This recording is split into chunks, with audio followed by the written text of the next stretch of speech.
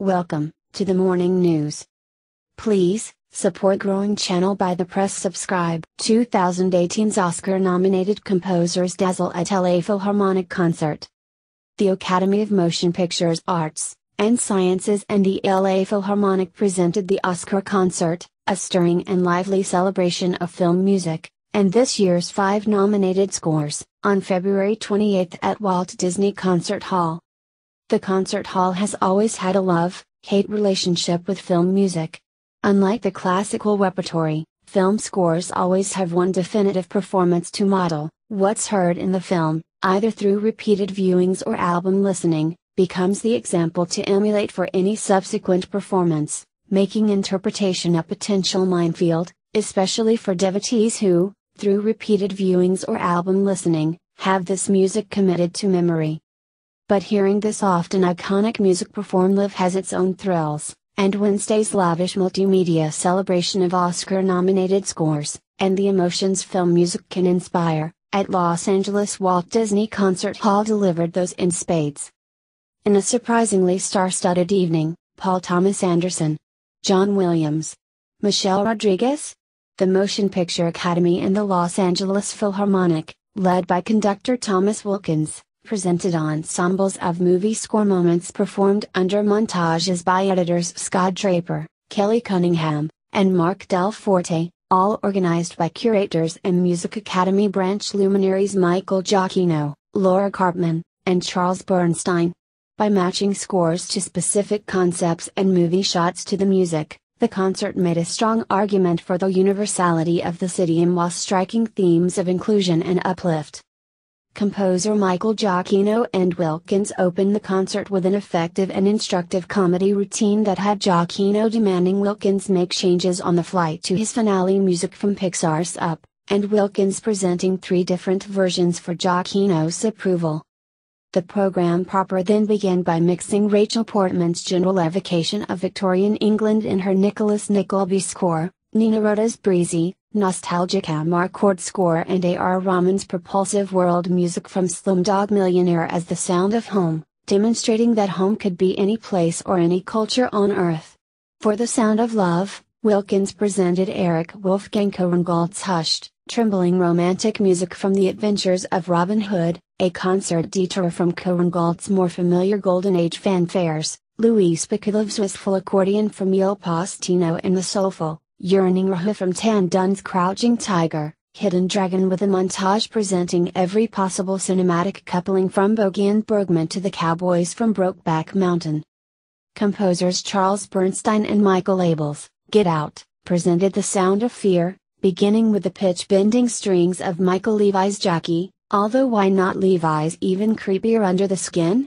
That was followed by a bone-rattling, bravura treatment of Quincy Jones' Grimm, harrowing and cold-blood score, an acoustic treatment of John Carpenter's minimalist Halloween theme on piano and finally John Williams' Wicked Dance from The Witches of Eastwick, just slightly lethargic compared to Williams' original film performance. Michelle Rodriguez was the surprising but appropriate choice to introduce The Sound of the Chase, which opened with Dave Gruzine's quirky piano score for the film before a bravura take on Lalo Schifrin's classic car chase build-up music from Bullitt. With trombones revving and Schifrin himself in attendance, the sublime Bullitt music proved every bit as cool playing under Rodriguez's car chases from The Fast and the Furious as it did underscoring Steve McQueen's iconic, muscle car cat-and-mouse game on the streets of San Francisco. Propelling the chase montage's finale was a rare treat, Jerry Goldsmith's buoyant and witty end title from The Great Train Robbery, as rousing playing under scenes of the truck chase footage from Raiders of the Lost Ark as it was to Victorian locomotives. Composer and trumpet impresario Terence Blanchard arrived to perform a piercingly expressive solo to open his Malcolm's score for The Sound of Courage. Both Malcolm X and Alex North's Spartacus, with the humble nobility of its slave theme rising as if out of the dust left by its opening, clashing Roman fanfares, relied on a low, martial pulse of tubas to conjure the idea of political struggle for freedom and human rights. Meanwhile, Joe Hisaishi's lyrical piano and to strings melody for the animated Spirited Away spoke to a more innocent, childlike bravery in the face of the unknown. The second half of the program dropped the montages but amped the star power with directors of the Oscar-nominated scores from 2017 introducing their composers, live in most cases, to conduct excerpts from their works. Martin McDonagh introduced Carter Burwell via video, and Burwell conducted his music for 3 billboards outside Ebbing, Missouri, which, like much of his distinctive music for the Coen brothers films, makes a kind of majesty out of a molehill, opening with a feeling of quiet regret before spaghetti western-like chimes and Liv Redpath's series soprano performance add an epic quality. Guillermo del Toro, cheekily introducing himself as Michael Moore, welcomed Alexander Desplat, whose The Shape of Water music conjured up a romantic French atmosphere with accordion, Nick Orlando's organ performance, whistling harmonies that hinted at sci-fi theremins and droplet-like flute notes. All the elements gathered into a rhapsodic and melancholy dance melody. After an introduction from Paul Thomas Anderson explaining how he asked composer Johnny Greenwood to write music in the vein of Nelson Riddle for Phantom Thread, Thomas Wilkins conducted the result.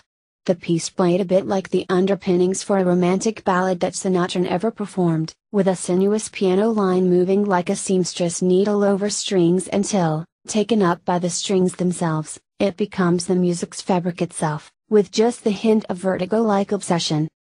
The evening ended with 2 rock stars who straddled both film music's roots, for everyone who believes film music began with Star Wars, and its current direction. Rian Johnson struggled to introduce John Williams without gushing, and Williams smoothly conducted his The Rebellion is Reborn music from The Last Jedi, effortlessly earning a standing ovation from the Disney Concert Hall audience.